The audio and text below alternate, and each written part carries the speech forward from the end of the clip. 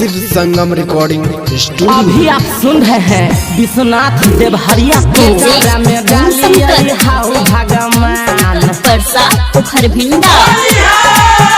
हमरा एगो पिचकारी में दू गो जान दू गो जान हमरा एगो पिचकारी में दू गो जान केकरा में डालिए हाउ भगवान केकरा में डालिए हाउ भगवान। एगो आगे एगो पीछे दुनू करे हराम केकरा में डालिए हाउ भगवान केकरा में डालिए हाउ भगवान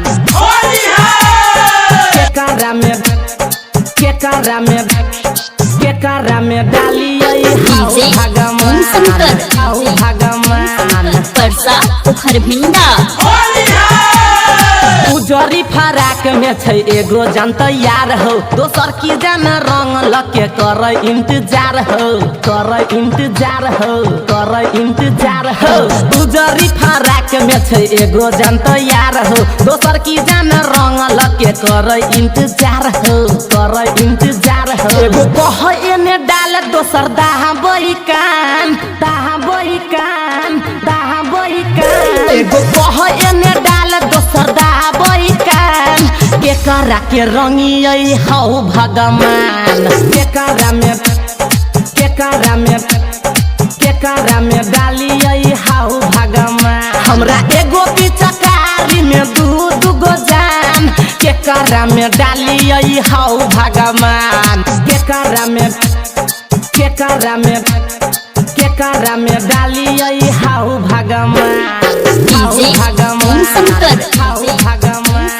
परसा पोखर भिंडा। हो देवता समस्या के हल हो केकरा में डालिए होली के जल हो हो देवता समस्या के हल हो केकरा में डालिए होली के जल हो अब की होली के टेंशन से छियै हराम अब की होली के टेंशन से छियै हराम केकरा के डालिए हाउ भगवान केकरा में डालिए हाउ भगवान। हमरा एगो पिचकारी में दू गो जान केकरा में डालिए हाउ भगवान केकरा में डालिए हाउ भगवान। शिव संगम रिकॉर्डिंग स्टूडियो।